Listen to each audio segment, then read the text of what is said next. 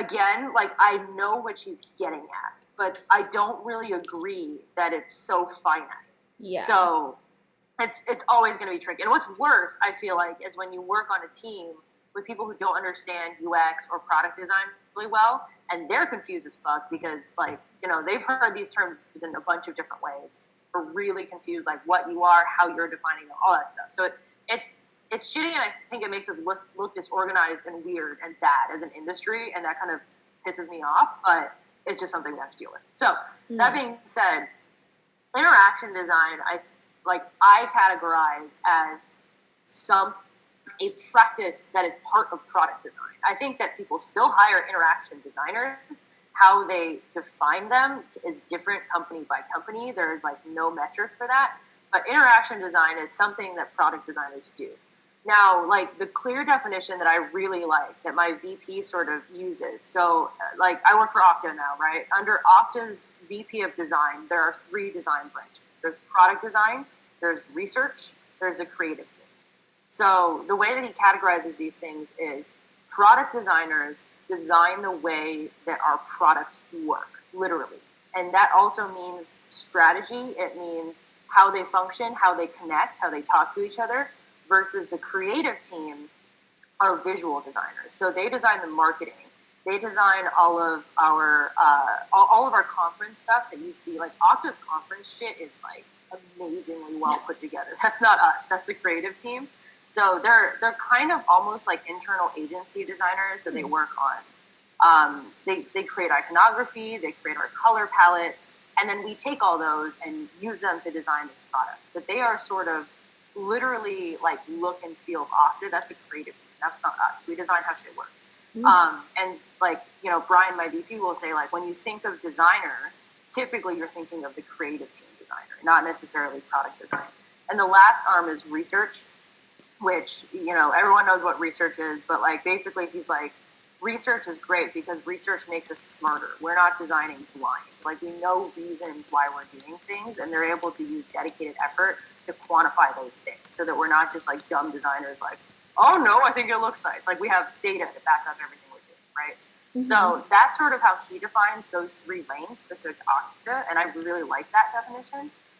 So that's sort of how I explain stuff to people, is, like, product designers design how stuff works, and that means that we have to be generalists across practices. So we have to know, like, a little bit of visual.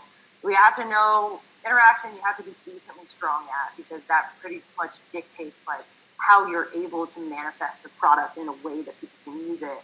But you also need strategy skills. A lot of design is campaigning, so you actually need a lot of political skills as well.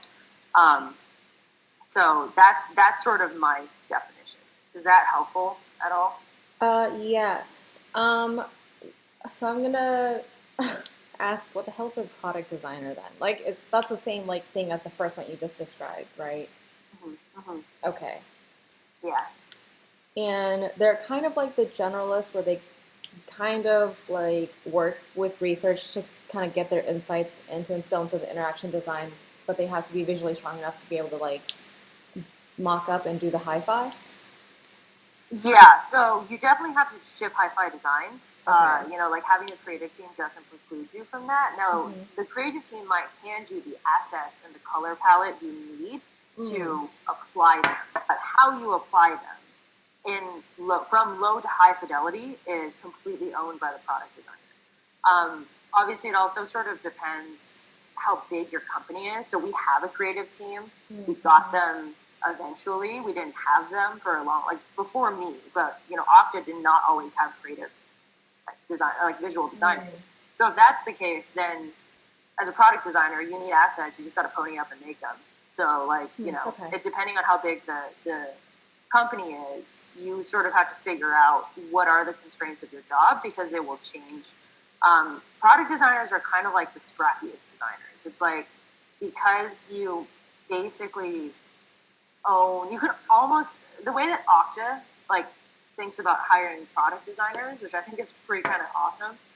All of the product designers that we hire can sort of be product managers in and of themselves, because you have to be able to prioritize what are the UX opportunities? How does this align with what our product goals are? And be able to prove business value in what you're doing, as opposed to just someone told me to design an interaction, so I did it. So you use everything you can to make that argument, whether that's research or like talking to the engineering team to understand what are the costs and benefits of you building this.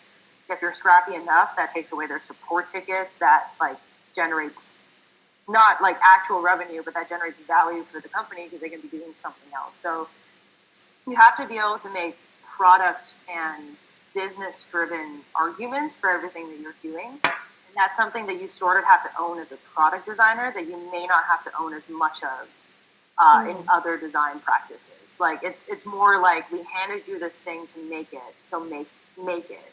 And you don't really have to campaign for why you're doing these things. So I think that's sort of the biggest difference that I've seen, at least. Okay, so probably depends on which company you go to. It sounds like the organization structure and some of that. I'd say it probably depends. In the Bay Area, though, I haven't seen a product design role not categorized as that. Okay. Like they expect product designers to take quite a bit of ownership, and at least in the Bay Area, I haven't seen any inconsistency. As far as I didn't join all of them. As far as like talking to the team and talking to the recruiter, I did feel like that's a pretty standard definition that I expect you, like your main partner is your product manager, and you go. It's a matrix org. So you have a manager, but you don't work with your manager. Your manager just blocks and tackles for you. Essentially, is how my manager describes it. Any work that you do is driven by like the relationship between you and your product manager. So you go attack stuff together. And your manager just sits here ready for the assist in case anyone's like pushing back, getting in your way, or there's something that you need blocked, and then they remove the obstacle for you so you can drive forward together. Okay, so then can you describe to me what the PM does real quick? The PM owns, at a high level, the PM owns the success or failure of the product. So, like, you can sort of think of it as like, if there is no product manager, usually nothing gets done. Okay, like usually not a lot of shit gets shipped. So their responsibility is to come up with a roadmap and a set of features that you do as a team. So like I said, like I need to be able to make an argument for why my designs make sense for the goal. They need to set the goal. And then they need to like make sure the team's bought into the goal and then build the roadmap and say like, my roadmap is also supporting my goal and my vision. And then from there, that's sort of like the upward facing stuff. They also have to be downward facing for the team. Okay. Unless you're huge like Capital One, not a lot of people have Scrum Masters. Okay, so like your product manager, yeah. So not all the Scrum Masters are useful.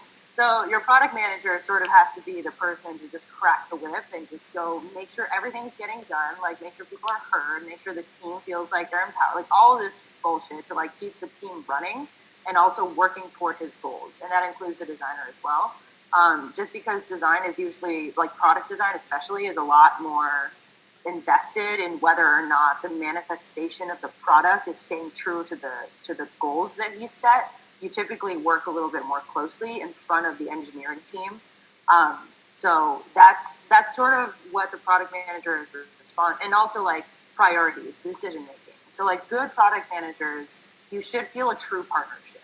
Like, you know, you should feel like you are having a conversation together, and whatever the PM puts out is a reflection of your conversation. However, if you get down to the nitty gritty, accountability is your product managers. So like, if something goes wrong, that's on them. If they make a call that's wrong, that's on them. So as a default, also, if you disagree on something or whatever, like if you really can't agree, they own the product. It's their call, and like you can talk to your manager about that or whatever. But technically, they own all the decisions that will be made on the product. Although, you know, you hopefully have a good partnership. Does that sort of answer your question? Yeah. Pretty much. I mean, I've experienced with PMs before, so that's pretty much what they were doing. Okay. I just kind of wanted to get like a more like defined way of like putting their jobs and like kind of categorizing them. Sorry, Robin. I know you joined like a second ago, but I was asking Felicia what was the difference between like product designer, interaction designer, UX designer, or whatever. Because I recently went to a meetup at Headspace like last week, and I was like, "Oh, do you have any interaction design roles?" And she was like, "Oh, that's like pretty antiquated. Like we only have like product design." And even then, she was like, "We kind of wish we had other types of designers, but right now we're a product designer." But she says that she kind of does everything. So I think what it's coming down to is it depends on your organization structure. So good questions to ask is like how's design structured and like who do you report to? Because another organization that I was talking to was like, yeah, design is all under product, and that kind of sounds like a red flag to me. Um, Not always. So my design team is under product. oh, okay, I agree. You should like assess that carefully. Like, yeah, it's not a red flag. I would say it's a yellow flag. So like, shit's vetted. yeah. But a lot of highly functioning design teams are under product. And here's the counter. Like, shit can go wrong if it's not, right? You really don't want, like, a red flag for sure, in my opinion at least, is if your design team reports to engineering. That's a no. Like, you're just fundamentally not aligned. I have not. If okay, maybe there's a tech VP out there who really understands the value of design and is able to advocate it. If that exists, great. I haven't seen one, so like, that I would not advocate. Like, typically, actually, that's pretty antiquated. Like, if your design team reports up to engineering, the only cases I've really seen of that are like old companies or tech companies that are just starting to hire their first design team, and there's not a whole lot of design culture. So they're like, oh, we'll just put it under engineering because they said they want a designer or whatever. So like, that's typically what I've seen at least.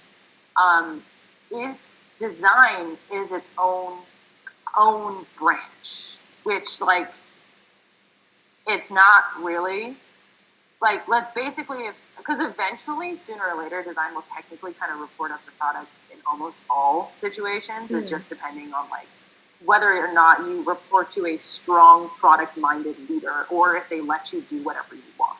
So Capital One is a good example because like Capital One's design reports up to product, like tech product, but no one really governs them in terms of like what they should do. So it's almost like their own floating island.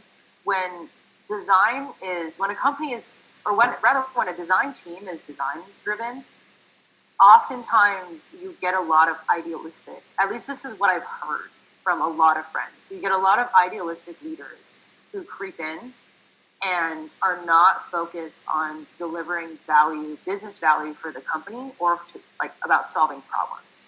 They're sort of more concerned with idealistic design goals, which is potentially fun. If that's what you're after, then seems like a good fit. That's not really what I'm after. I like shipping products that make an impact.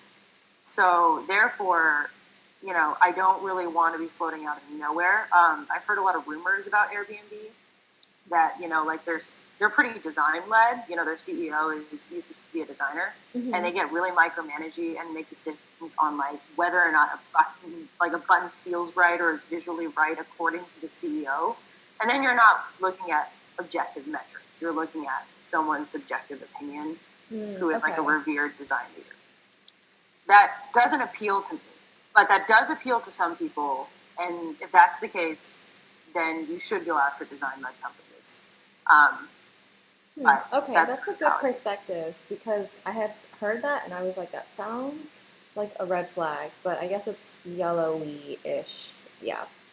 Yeah, I really like, because that's a question I asked when I was interviewing. I asked them like, how would you categorize how your product is it engineering driven or is it product driven? Or is it design driven? Like, very rarely is it design driven, but I typically ask if it's engineering or product driven or driven by some other org. And like, I was talking to a bunch of Okta designers and they confidently all said product driven. And I was like, okay, how do you feel about that? And they were like, I love it. Because they're like, I know everything I make is going to impact the customer. I know exactly how it impacts people, and I can partner with my product managers, and they value our opinion. Sort of the other thing that I've seen with not to say that this can't go wrong if your design team reports at the product, but I've seen relationships in which design kind of wanders off the ranch and then feels sort of righteous about, they're like, oh, we're always marginalized. So like we're gonna be really, this has happened in Capital One in my org at least, and I thought it was really stupid. So they were like, we're always marginalized and they don't take us seriously. So we're like, going to be design led, and this effort is going to be design led. And then it just becomes a pissing match of like who came up with the idea first and who's taking credit from like an optics perspective. Yeah. And that's just like, adding insult to injury, because the reason why you're marginalized is because you weren't paying attention to other people's needs in the first place. So by continuing to do that, you're not really winning yourself any favors. So that's sort of another thing to look out for when designers complain too heavily about the fact that no one respects them. Then there's like a lot of security issues with your design team. Oh, that's awkward. Yeah. Oh, okay. That's pretty helpful. So let's go back to, I guess, portfolio, or even just like kind of some other questions that you might be asking on the interview as well. So you asked like if your product is like engineering or product driven. What are some other questions that you kind of ask to kind of feel out if there are like any flags or like good things or bad things? I didn't prepare well. Let me think about that. Or we can come back to this another time. Yeah. Let me just see if there are any obvious ones. Yeah, I mean, structure is always a good one to ask. I always, if I'm talking to specific designers, I always ask about how they're, to describe like their relationship with their product managers, and to like give examples where, do you feel like your product manager and you and your product manager are partners? Can you give me a couple examples of like where you basically are able to influence together as a team? What's your relationship like with your engineers? And I also look for things like, like how well understood is product or is design in your organization? Like, do you often feel like you're explaining what you do to people? And if the answer is yes, that's not always bad. It's just something to note. It's part of the landscape. So, yeah, that's because the thing is, you also want to take into account your leadership. Something that I was looking for specifically is, at least you want to see, like, you want to adjust your questions for what you're looking for at this stage of your career. So for me, what I'm looking for is that I have plenty of shipping experience under my belt. I, don't need more of that stuff. I have been able to own and lead product design in specific lanes. What I'm looking for now is is for my new leadership to have more comfort, giving me more accountability, more responsibility, like the ability to propose changes that have a broader influence and are taken seriously as a course of action. That's what I was missing with Capital One. I had the ability to lead, but I was never I didn't have a seat at the table in terms of how strategy was going to go as a whole over my product. And that was not great. So that was what I was looking for in this new job search is more ownership. So I probably wouldn't ask those questions up front and be like, this is what I'm looking for. Can you give me that? So sort of like figure out a way, define what it is that you're looking for. And like for me, I was sort of asking so how does structure work? Like how many do you like assign designers to product teams? Do you assign designers to different product teams? Like, how many product owners would I work with? Like, also another thing that I regret not asking more about, even though like worked out, definitely ask them like what would you be working on, and like why do you think that you're a good fit for that role specifically? That second part, right? And they could say like, I'm not really sure. Mm-hmm. This is obviously like for later in the conversation when you feel like things are going well. Mm-hmm. Just be like, what opportunities or roles are you considering for me, or product lanes are you considering for me, and why do you think I'd be a good fit for those? Definitely ask those. Okay. Because that's where it starts to get interesting. I'm writing this down. I'm being slow. Cool. All right, now let's go back to the whole portfolio thing. Pretend I had no effing idea what I was doing, which may not be close off the mark. How would you recommend me to get started?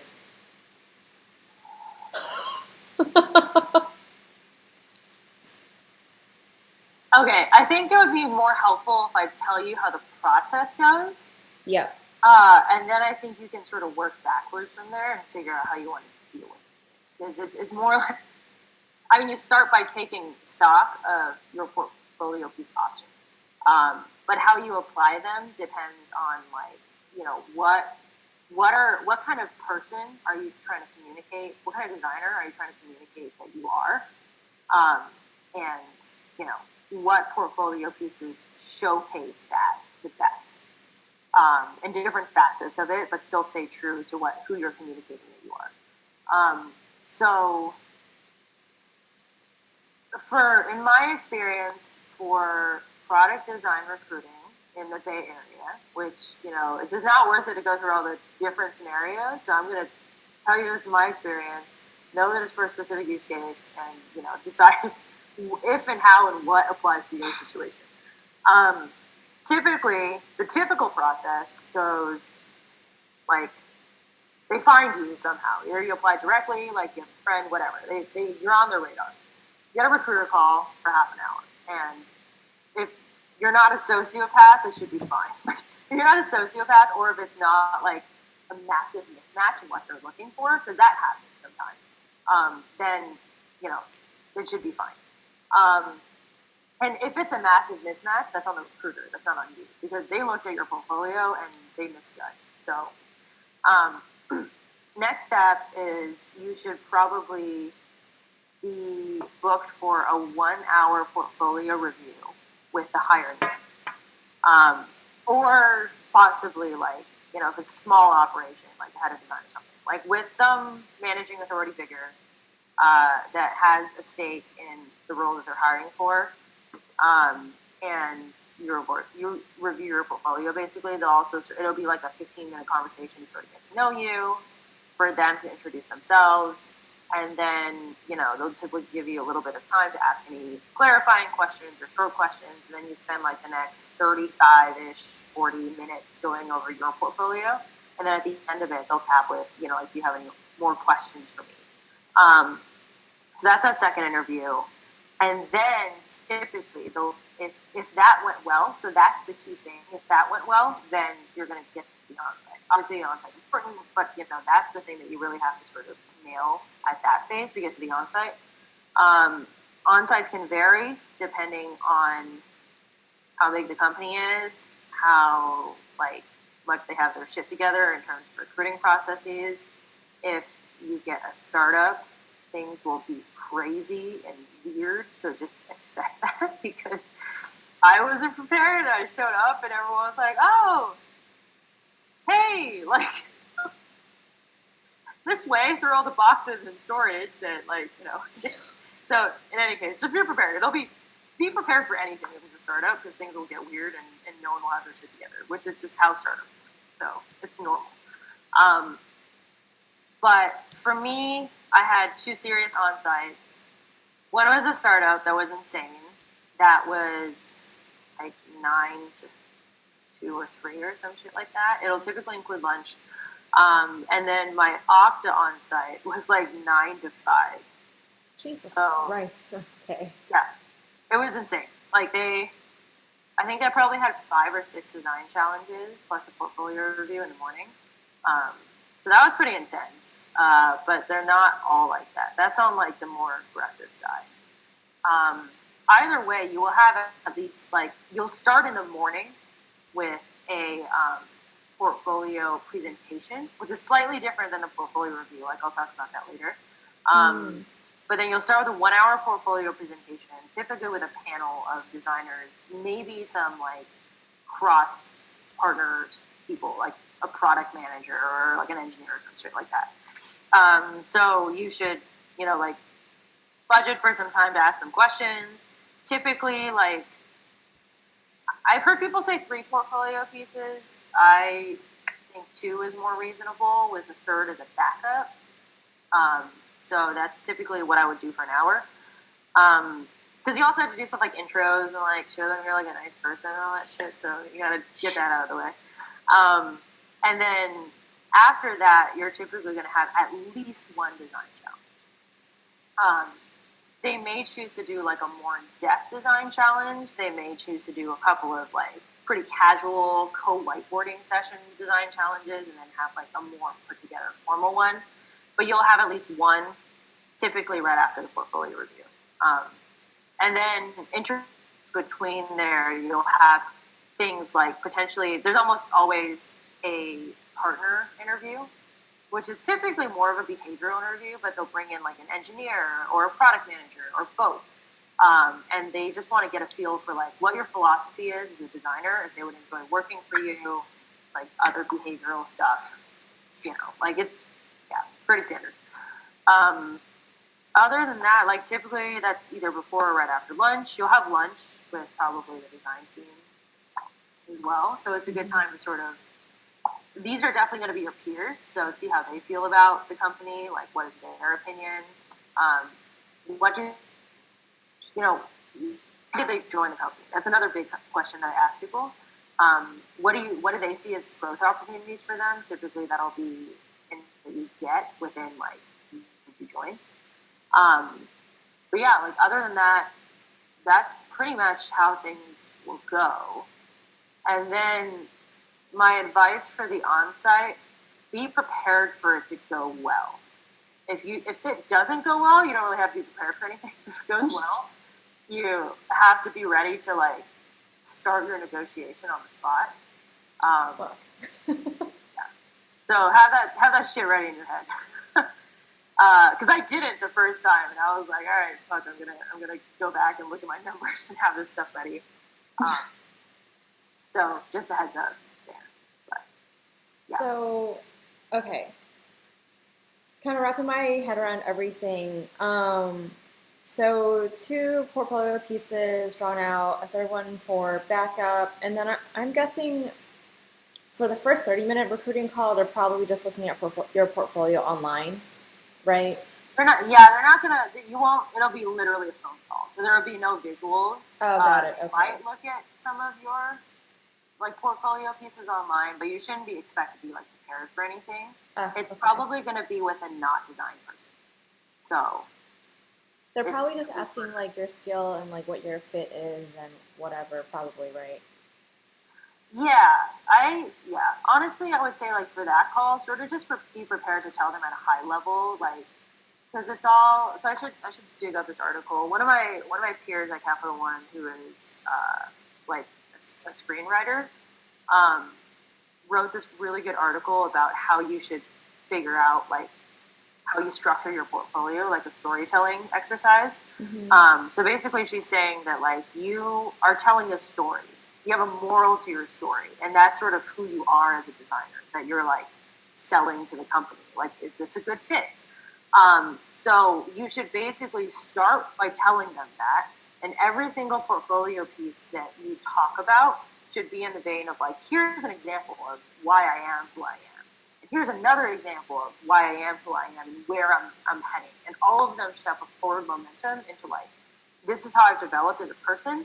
This is what I'm selling you right now. Here are the stories to back up what I'm telling you, and this is where I want to go next with you. So I'll dig up the article, but that was like a really good way to phrase it.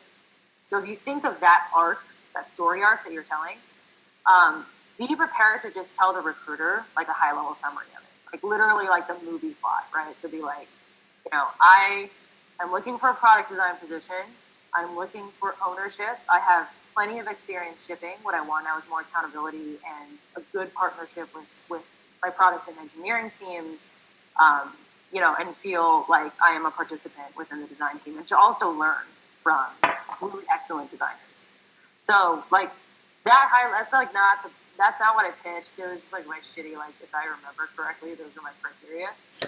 But just refine the high level story and let them know what they're looking for, what you're looking for, and basically what they're going to do is take that information and just pass it on. Tell the hiring history. Yeah. Okay, great. Yeah.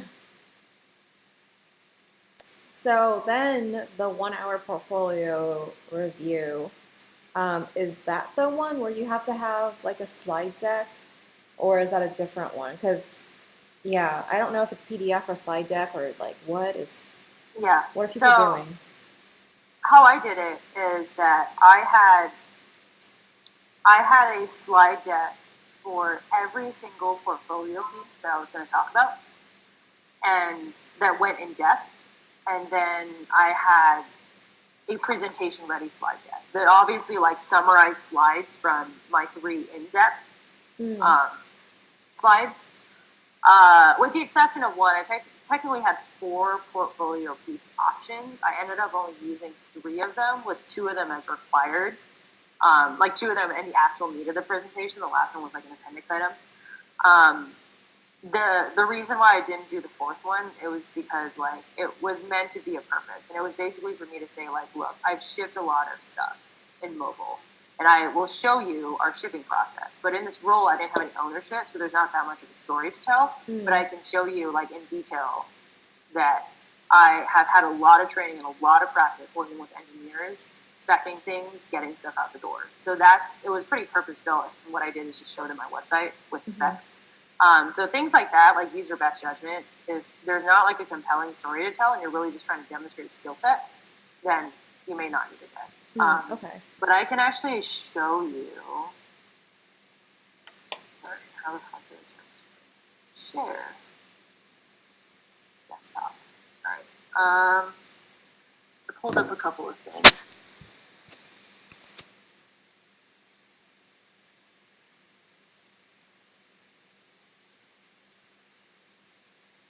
We're job hunting. Duh, highlighted. Come on, move. Okay. So these are my 3 decks. So this is my pro bono project, which is one of them. This was actually my capstone project that I'm pulling up now. Very slowly.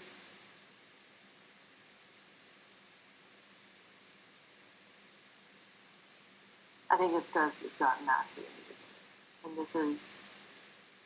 this is my flagship piece, which you probably want to have one that's like, this represents who I am the most. Okay. So the purpose of these decks, this is what I had on hand for the 1 hour portfolio review, right? This is really, really in depth. This is not all going to fit in an hour. So the reason why, and this is just how I chose to do it, like other people just choose to have materials ready. I put it in decks just because it's easier for me to pull up this information on demand. Because it'll typically be more casual. It's more like, like, because they have information about you that the recruiter passed on. They've taken a look at your online portfolio. They sort of know what your portfolio looks like. So you can just be like, I'm curious, if you've looked at my portfolio, is there any piece that you would like to look into specifically? And if they say like no, just like, whatever you want to show me, that's fine as well. Then you're like, okay, like, I'd love to show you this piece because this I feel like is most representative of what the work that I can bring, whatever. But the moral of the story is like expect it to be more free form, have a plan ready to go, but also like take into account what they want to see, and they'll ask questions along the way. And that's something you should like maybe pose as well, just to show them that you have control over like what is happening. Just be like, feel free to ask questions as I go. And if there's anything else that you want me to slow down and explain in more depth, also let me know. So that way you're setting context. It feels like you are able to like maneuver and take control of the situation, which is always a good sign. Okay. Yeah. So this, I don't even remember, like, I had these 3 things in place, plus, like, the demonstration on my portfolio, like, on my website of, where did it go? I like Zoom, except when it, like, is in my way all the time. Okay. So, yeah, this, let's see, portfolio.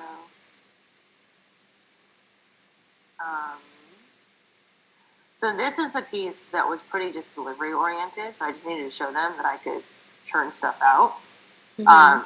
I just showed them hi-fi designs. So I was like, look, requirements. This was shipped to millions of customers.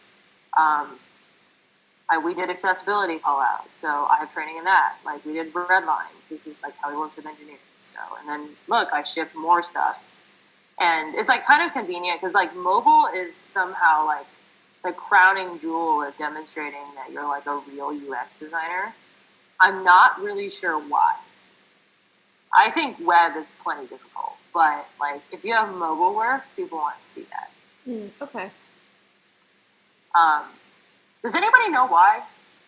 Like, I mean, I would guess that it's probably just because, like, I think people who are, like, kind of in the technology industry but not, like, fully immersed in it are always just, like, more taken with mobile and stuff and think that's, like, the trendy new thing. You know what I mean?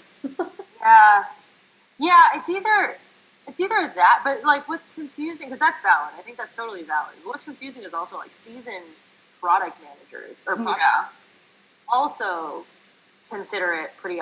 Okay, so my only hypothesis about this is mobile release cycles are harder to deal with.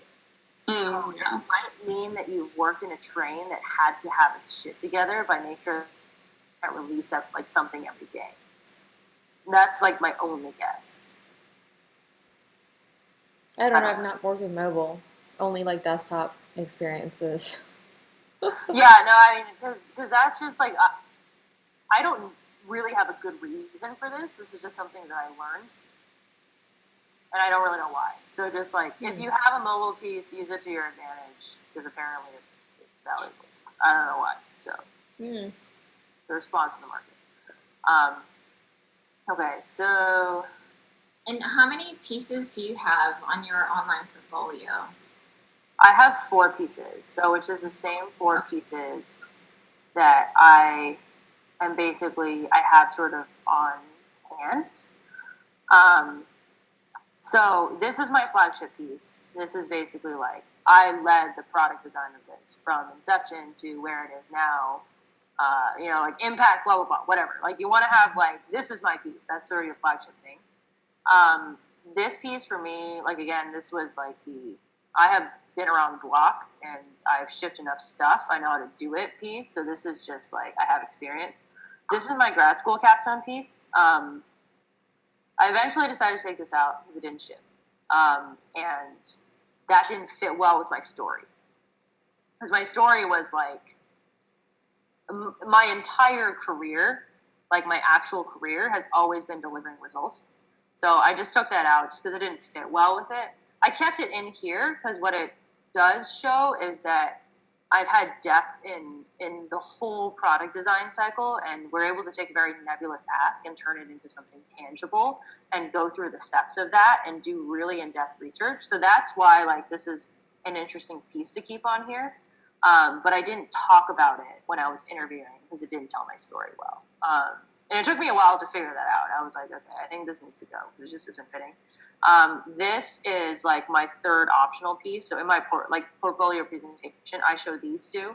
And then this piece is, it's a pro bono project. It's actually staffed super well. So we don't get paid. We're just a team of people like who work together at some point, and then we decided to basically build the digital touch points of this nonprofit. And so we have a product manager, I'm the design manager, we have 2 designers working on it. We have a mobile side, we have an admin or a website, and then we have like front-end engineers working on both of those, and we have back-end engineers. So it's like a pretty well-stacked, like startup-y environment without it being an actual startup, and it's like social good, so that's nice. But this was basically saying like, I did a lot of project management for this. I am starting to take on design management positions and mentor other people. And I'm also sort of setting up design ops for a cross-platform team. So it's sort of showing that I have leadership potential, but it's sort of a low-stakes environment. So that's sort of why I added that as a bonus piece, but I didn't talk about it explicitly. Okay. So that's sort of the spread I went after. So the wine one was your capstone with Accenture? Mm-hmm. Okay. Yeah. What a fun topic. Yeah, it was fun. And this is like sort of, I just tossed like, all of our slides in here from the presentation. And some extra shit too. But it's just like, I wanted to have everything on hand in case they asked about something. I was like, I have a slide for that. Yeah. So this was just like, the purpose of this was just to put together a bunch of stuff so that I could be flexible in the portfolio call. So from there, my presentation deck looked really different. It's actually an actual story. So this is where like, you want to have like, this is who I am. This is what I'm applying for, or like my job title. Have a little bit of history. Like this is the first like 3 or 4 slides. Like the first 3 slides is like, I'm a nice person. You'll enjoy working with me. Like here's some personal facts.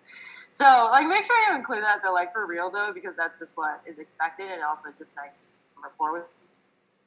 But yeah, like your hobbies and shit, like where you live. I told them about a road trip that we took to like move from DC to San Francisco. So that was fun. And then this starts to get a little more tactical. So this doubles as both my agenda and my timeline to just tell them where I've been. So yeah, I was like, these are the 3 portfolio pieces that I'll talk about. This is when I did them. This is the ordering just to establish some context. And then I dive into the first thing here. Oh, another thing, going back to the portfolio, the 1 hour portfolio review. It took me a while to figure this out. So this flagship piece is really, really complicated. I worked on it for like almost 2 years at Capital One. So therefore it goes through different lives, right? And that's kind of a weird story to tell. And I made the mistake of not being able to segment out and articulate what are the themes of those different segments. In one of my first interviews. So what I decided to do is that I basically made a mini agenda of this project. And I was like, here are the 5 things that I can talk about for this project. And because basically it's like, everyone was sort of like, let's hear about streaming data. I was like, okay, great. Here are like the 5 things that I can sort of talk about because this project is big. Which one of these interests you the most? Because I could talk about this for an hour. And they'll typically pick one. And that's one really good way to just narrow down the scope of it and focus on that one. It took me a couple of failed attempts to figure out how I was going to wrangle this. But if you have a really big piece and you feel like it's super multidimensional, this is one way that I dealt with it. Okay. So yeah, I basically took a lot of those slides and I turned them into this. You got to tell them what it is, because I made that mistake. And like if it's obvious, then it's obvious, but like usually it's not obvious. So I had to like, this is also like an enterprise internal platform, so that was fun. You had to really distill it down into like 2 sentences and show them what it looks like. Also, this is like the mini agenda that I sort of went over for the specific thing. All of these sort of have the same thrust as like the story that I'm telling. Like partnerships, you want to show that you work with real people, process, like some of the stuff you made, like photos of your service blueprints, like or whatever design thinking things. A couple of different examples. So like these are examples of actual features that we shipped. And like I sort of talk through the process through which we go. So I like show like multiple iterations. So this is like lo-fi flair and coming up with different ways to approach an interaction design problem. And then what sort of testing we did to decide what we're going to trade off, and then what the hi-fi looks like right before it's shipped. So like you want to talk through that sort of stuff. I think I had a couple of these, but I only picked one of them. And I was, if you want to see another one, that's fine. But, we can also keep time. So lessons learned is a really good thing to have. And here's a big revelation I got like during this one. Lessons learned don't always have to be mistakes. Like, Right. I think that it actually shows a lot of maturity if your lessons learned are just like, this was hard.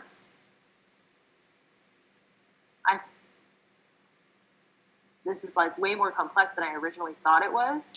And, you know, like I've learned a lot of lessons, but this is something I want to continue to tackle and get better at. How many So, of those do you have in your deck? Sorry. Sorry, what was that? How many of those lessons learned do you have in your deck? Is it like I have it by piece, portfolio piece. I really only included it in streaming data because this was only like the only big story I told. Okay. This one is not really like, you know, there aren't too many lessons learned here because obviously I learned a lot of lessons during this phase of my career, but that's not the reason why I'm telling them this. The reason I'm telling them this is because it's like, look, I know how to ship. Like, look at these features. Look at how I spec things. So it just didn't make sense to include any lessons learned because that was not the objective of the portfolio piece. Got it. Okay. Yeah, and that's the hardest thing. It's like, I would encourage you when you're building your portfolio to be really goal-oriented about everything, about like what it is that you're trying to communicate to them at a high level, and for every single thing that you do, like how that piece is supporting your story and how this slide is supporting your overall story, because you're going to have to make a lot of very tough decisions of cut and what not to cut. Those things are soft, but at the end of the day, it needs to support what you're saying. So. Got it. Okay. So yeah, I show them a big wireframe to be like, look, it was big. There were many paths, and we took into account error scenarios, you know, accessibility and red lines on the side. Like, okay. Done this before. And so then after this, I have appendix slides. And what ended up happening is I'll sort of be like, they'll see like that you have appendix slides, and like what's also nice is that typically hiring manager for the role, because they portfolio before, they actually help you facilitate the session if they're a good manager. So that's also something that you should watch out for, because like the really excellent managers that I felt I would be really happy working with, and you know, the manager that I work with now, I really like working with him. It's sort of they should sort of show some accountability to like wrangle the team and help you keep time and like suggest things that you should do. Obviously, like it shouldn't be like too handholdy, but if they start to have hints of that, then you know that they're a good manager. They're trying to help you show the team what they saw before.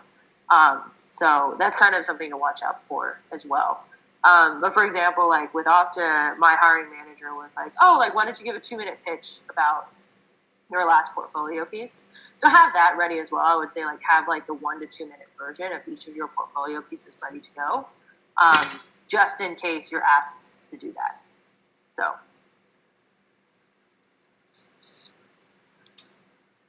just be ready for everything and have slides for everything. Yeah, so have slides for everything except for the presentation. Like structure your presentation to go through your slides like a presentation and a storytelling thing. But have appendix slides ready to go. Gotcha. And like, yeah, and I think that by nature you will have the 1 to 2 minute presentation of your main portfolio pieces because you have to state it in the beginning.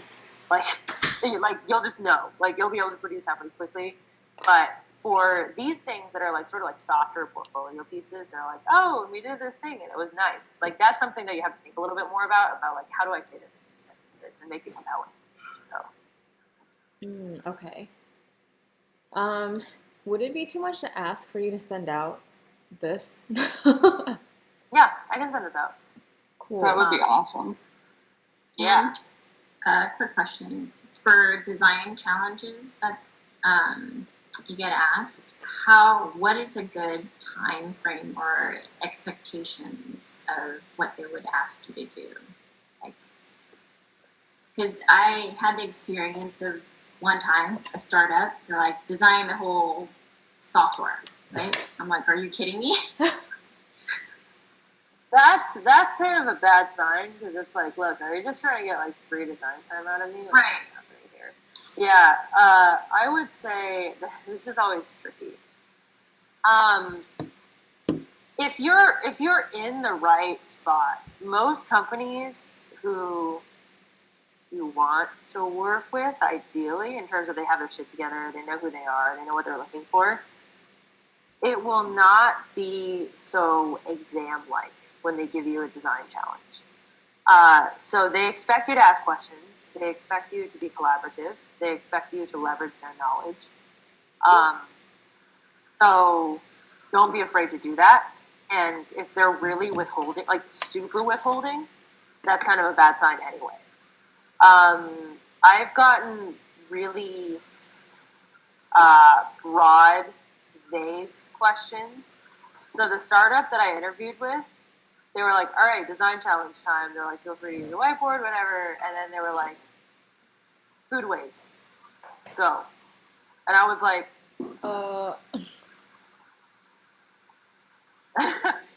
so I was sort of like, okay, like, would you like to, should we narrow it down to just wireframes? Or would you like me to start at the very beginning? Is there anything you expect me to produce? And then she was just really freeform. She was like, whatever, do whatever you want. Like, she's like, I have no constraints. I just want to see what you do. So that's kind of, because, like, I would definitely ask them, like, are there any outputs or skills that you would like me to demonstrate on this topic? Because that's a valid question. And they could say no. They could be like, no, I just want to see what you do with it. That's perfectly fine. If that's the case, you kind of have to think on the spot. What I did is I was like, okay, this is a problem that I'm passionate about personally, but I want to make sure that I'm not biased. So I would start by doing research.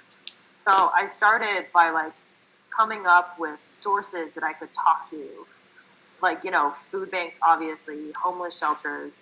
And then I also told them, I was like, look, I'm just going to let you guys, because there are two of them in the room. So I was like, look, I'm just going to let you know, I have a lot of facilitation training, and the way that I've learned to work from a lot of my really awesome teammates is through workshopping. And I don't believe that I have all the answers, but I believe that I have the ability to facilitate a workshop to get great answers out of all the participants. So I'm going to treat you guys like the participants in this room, and I'm going to facilitate this. And, like, we all know, like, they're not going to, it's also, like, it's an unbiased question. It's food waste, which had nothing to do with what I was interviewing. So, like, your opinions are as good as mine. It's not like you have secret information you're not going to tell me. So I decided to just leverage that. And so basically what I did is I ran, like, an on-the-spot workshop, and I tried to focus in on one specific area and ask them to flare with ideas that we could put on board. And then that's how we sort of decided how we were going to create a pipeline for getting interview questions. I sort of laid it out as supply versus demand, like food waste supply versus demand for food waste. Like, how do we construct a pipeline around this? What are good sources to talk to for both of these things? And they, like, came up with good ideas. So, like, one of them was like, grocery stores produce an enormous amount of food waste, and there are people that you can talk to there to figure out what happens to that stuff. Restaurants, things like that. In any case, the moral of the story is, like, I went with what I would do with it organically, and I told them that was what I was going to do. And then they stopped me on their own. So basically, like, after maybe 15 minutes, they were like, okay, this is great. This is great, but pause, start wireframing. And then it's like, okay, cool. And then if that's the case, I think it's good to also state assumptions if you have nothing. So just be like, I'm assuming X, I'm assuming Y, I'm assuming Z. Assuming these things are correct, this is what I'm optimizing for in my design. And what I went out after is mostly, like, because it's free form, so I went after, like, an ecosystem design just to show them broadly what would be the different touch points that I'm considering based on my assumptions. So I think the key is to, like, when you have something super open, ask to make sure that it's truly open-ended, because then, like, if they didn't give you a good answer as far as I'm concerned, that it's intended to be open-ended. They can't hold you to not doing something specific because you asked them and they didn't tell you something specific. But if you confirm that it's open-ended, tell them what part of the design process you're going after, what you're trying to achieve, and sort of bound the conversation that way. You definitely want to scope down what you're doing and make sure you communicate that to them. And that way, if they don't like your scope, or like after a while, if they want to see a different scope, then they'll tell you. And it's not this question of like, oh, is she trying to, do this? Because if she's trying to do this, then that's not really a good way to approach that. If you just tell them like, this is my intent, this is what I'm going to do to get there, then it's sort of like you're able to take control of what you want to show them. So that would be my advice for that. Sorry, real quick. When you said you did that facilitation session, was that with the team, and you were just like pretend you are the food bank? No. I told them it's like pretend we're a design team. Mm-hmm. So there were 2 designers from the startup, and I was like, I'm gonna pretend that we're in a workshop and we are the design team, and we're trying to figure out like our design strategy for how we get the information we need to make decisions and who we Got should it. Okay. I have to head out, but thank you so much. This was really helpful. Yeah, for sure. Let me know if you have any other questions. But yeah, thanks for stopping by. Yeah, for sure. Thanks. Bye, Jillian. Bye. Yeah, so I was gonna say there are those, and then there are design challenges that are real specific, that are like, yeah, it's kind of interesting. They can be really specific, and they're looking for one thing, and if they're done well, they won't feel like, it's not like you're trying to get to, there's a right or wrong answer, right? Okta's, a lot of their challenges were really specific, and they're real life problems that they're having. Those are usually interaction design problems, and they will tell you the constraints that they're facing and the problems that they're facing and the requirements of the thing you're designing. And then they'll be like, we're going to treat it as a collaborative whiteboard session. There are no right or wrong answers. This is something that we're struggling with ourselves in our product. What they're trying to see is how you think about interaction design. Like, whether you're willing to tackle things in different ways, if you are able to identify trade-offs between 2 options. So if they're bounding it to that, that's typically what they're trying to figure out. You shouldn't feel pressured to have a right or wrong answer. They're really looking for your process and how you approach problems. Oh, okay. That makes sense. Well, I don't want to keep you from this conversation too much longer. So I'm going to call it a day for now, and then I'll probably just keep in touch with you for other conversations. Robin, did you have any other questions? No, just building a portfolio is so far off, like what I was thinking, now that I saw your approach. So I learned a lot today.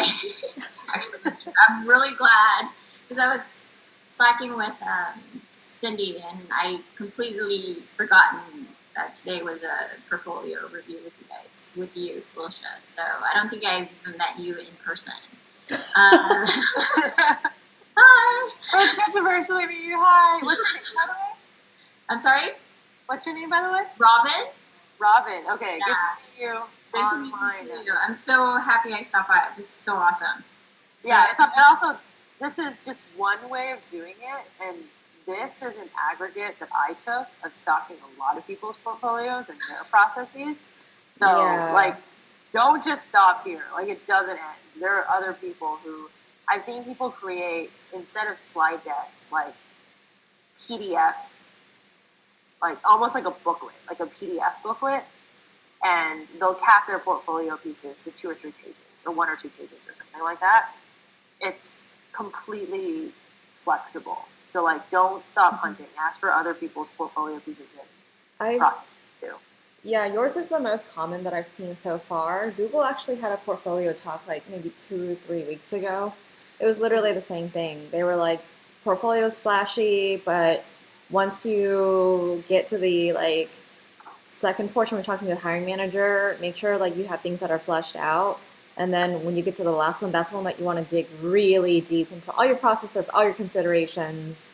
They basically say the same thing. Like, make sure you have exactly what you're trying to show or demonstrate. Yeah. And Robin, I can zip some of the slides that I got from that and send it to you. So I thought that that was pretty helpful too. I think this girl has made a career of like trying to get into Google or something because she wrote like Medium articles on how to get into like Google with your portfolio. So, Okay. Yeah, that'd be great. That'd be great. Yeah. but it's Google's literally kind the of, same. What was interesting was that there are some companies that emphasize like certain skills more than others. Like Facebook emphasizes storytelling, which makes really a lot of sense. It's like narrative driven, and Google emphasizes more on like interaction design. And then there are some like academic startups that emphasize research. So like just kind of understand the company and like where they're at, and kind of explain like your approach. And I think that could work. Yeah. Yeah. yeah, I would say also another approach is don't try too hard to match your style to the company. I think it's important to understand what they're after, Mm-hmm. but I didn't adjust for each company. Mm-hmm. I basically pitched myself to the company. What I was looking for up front is good matches for like whether or not I would be a good fit for this team. But I wasn't looking for whether or not I would match the style of the team. I got two very different offers where like I was pretty invested in both companies. Mm-hmm. Okta, I'm a really systematic designer, like, and that is everybody at Okta. Like I thought I was super systematic, and then I got to Okta, and I was And like, you were like, oh. I have no process. Like everyone here is like really got their shit together and is really process oriented, very goal driven, like very clearly defined metrics, and that's like super awesome. I just happen to fit in from a potential brain thinking wise in that field. Um, However, the other company, the startup that I was looking at, they hired me because they wanted a systematic designer. Or rather, they gave me an offer because they wanted a systematic designer because it's something that they wanted to work on. Like they wanted someone to have that approach for their team. So it's basically it is to say I think you should know the team well, and you should know whether or not you're a good fit for the team. And if you are, like if that's what you want, or if it's like you're being brought in to introduce something else to the team, and basically strengthen something that they don't feel like they have.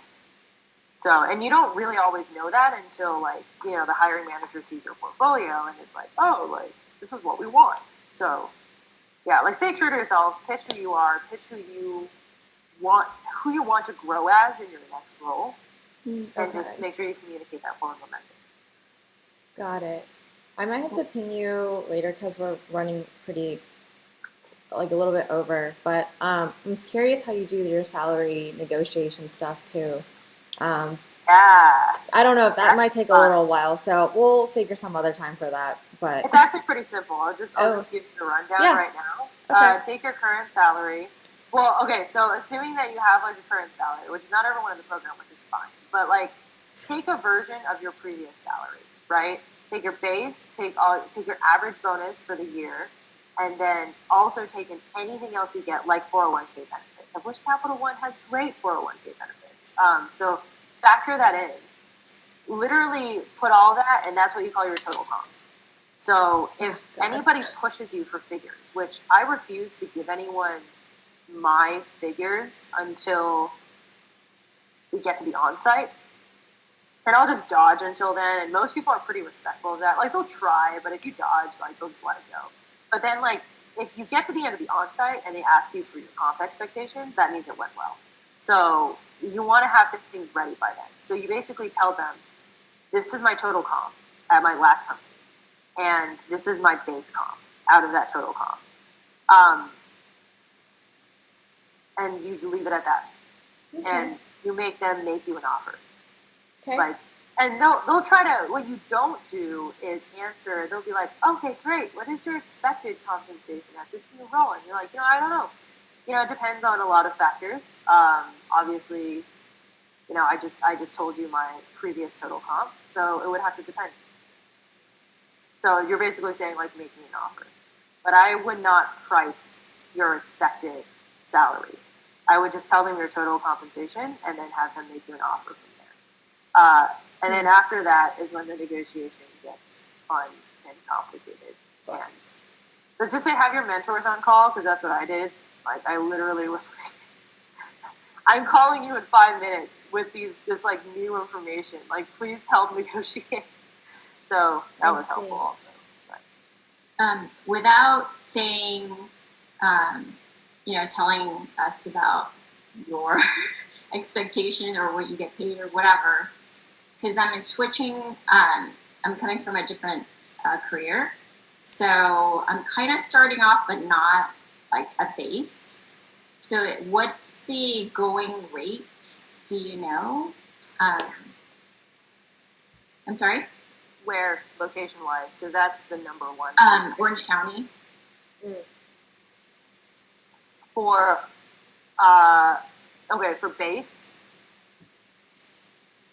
Orange County, I would say 80K.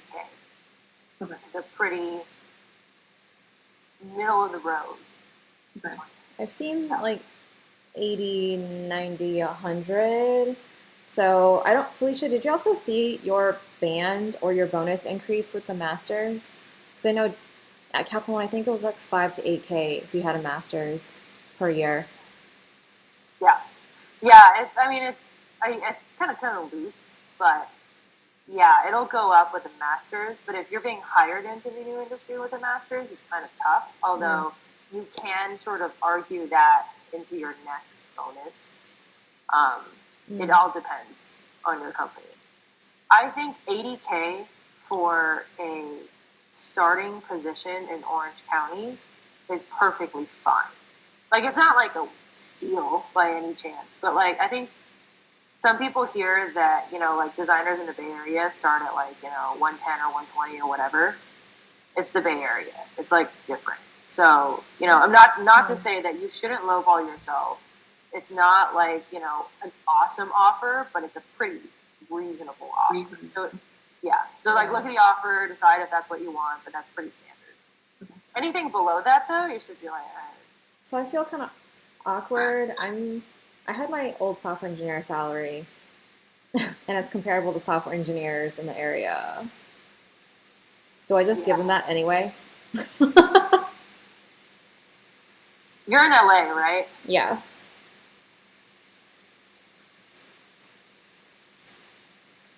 Yeah, I would give them your old comp, and because it's technically like, I mean, they don't have to know that, but it was still senior UX as the title, so. yeah, I mean, I would say if it's senior UX as the title, tell them that. Yeah.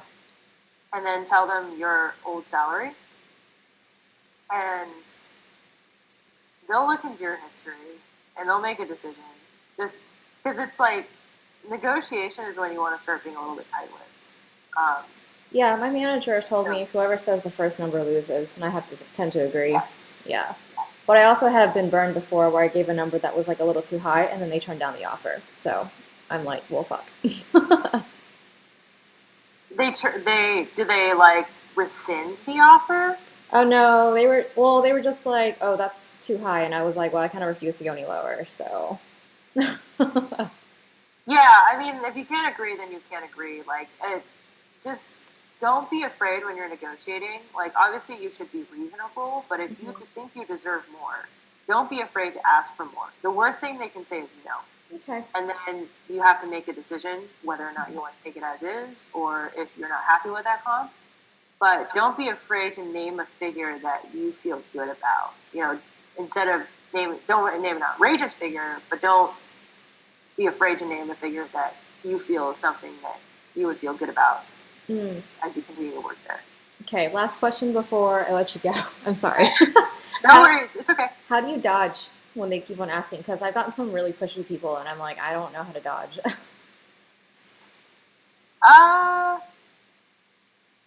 I think, depending on how aggressive you want to be, like, I would probably start with, if they say stuff like, they'll start with, like, what is your expected salary? Because you can give them your total compensation, because you haven't started negotiating yet. Mm-hmm. Like, you're just giving them information that is a baseline, and they can call and validate and know that stuff, right? Mm-hmm. Negotiation starts when someone names your salary at the new company. So that's why they'll ask like, oh, what do you expect to make? Mm-hmm. And then if you have told them, first of all, if it's early in the process, the easiest way to dodge is just to be like, look, it's pretty early in the process. A lot of factors are taken into account when I consider my compensation, including like whether or not this role is a good fit, the hours, the people, everything. So I don't know enough about this company to make that assessment. So I'm not going to. Got it. I respect that. So they'll respect that up until after the on-site. And then they'll probably start pushing again during the on-site. And then you have to sort of play ball. So then you have to give them your total comp. And then they may push further and ask, like, what is your expected compensation? And that's when you can say stuff like, I've given you my total compensation at my last company. I would like to see, you can be pushy and just say, I'd like to see your offer. And you can also just say, like, I would like to, gosh, what did I say? I said, I had this conversation ready. It's sort of like, I've told you my current compensation. Oh, and also if you're expecting a promotion, tell them that too. Mm-hmm. Because I told them, like, I'm expecting a promotion at mid-year with my company. And you can also say, like, I have a master's degree that I earned recently. So I trust you to take all those factors into account. Okay. That's like any smart recruiter. Like that's language for like fuck off, make me an offer. Like I'm not gonna say anything. So this is not a good use of your time. Like. Got it. So. That helps me because I literally did not know how to tackle that conversation. So. Yeah. Awkward. It's always awkward. It's super awkward. Like it's really easy in the beginning to give them. We have not talked long enough for us to be having this conversation. And that's really easy to just get off. And then you can just be like, look, I'll tell you all the factors that, I would like you to take into account. And God, okay. I trust you to make a decision on this. I guess I'm going to have my mentor on call as well. Yeah. And probably you too. For once you get the offer. The other thing also is, I don't know if they do this, it is common in Southern California, but it's common up here. They may only give you a verbal offer until you verbally accept. Okay. I haven't started the process yet, but I will let you know if it's common or not. But we'll see. Look out for that, because if they do that, the reason why they're doing that is because they don't want to keep drafting paperwork while you negotiate. Which is annoying because you want a written offer. To just have a version of it on paper. Well, if they bait and switch you, that's kind of a red flag, though. It's pretty common practice. Like in that's San Fran? Sorry? In San Fran? Well, to not give you a written offer until you verbally accept. Oh, I see. Okay. So you obviously want to read the written offer very carefully once you get it, because that actually happened to me with Okta. I don't think it was bad intent. They had recently introduced a new bonus structure, and I was literally one of the first employees to get the new bonus structure. And I don't think that everyone got the memo. So, the bonus structure that they told me about was different than the one that I got on paper. So I actually made them draft it up 3 more times until they got it right, and I got some extra money out of it, which is fine. But it just make sure you read it carefully and make sure it's the verbal terms that you agreed with. But the reason why they're doing that is that they kind of expect you to negotiate for a little bit. So go make your negotiation. And the other thing is that I've seen people concerned about verbally accepting, because even though they want it, they're like, oh, well, I have this other company that I'm not sure about, and I have a written offer from them. It's like, no, if you like the terms of this offer, once you're done negotiating and you like the terms of the offer that you verbally negotiated, tell them yes. You don't have to sign it. Okay. So, and it happens all the time. And I've seen a lot of people afraid of that. And I was afraid of that. Just tell them yes. If you like the terms of the offer, tell them yes, draft it up. Because that's basically what you're saying. You're saying, I'm happy with the terms. I want to see it on paper. Because if the paper doesn't match up, I may not sign. I might make you draft it again. Got it. So, yeah. Okay. I think I feel much better about the process and everything now. So thank you so much. It definitely went over. Yeah, thank you. I'll let you go, Yeah, and we'll be in touch later. yeah, for sure. I'll send you the storytelling article, and I'll give you the link to this deck as well. Cool. Thank you so much. Appreciate it. Yeah. All right. Thanks. Take care. Thank you guys. Alrighty. Bye.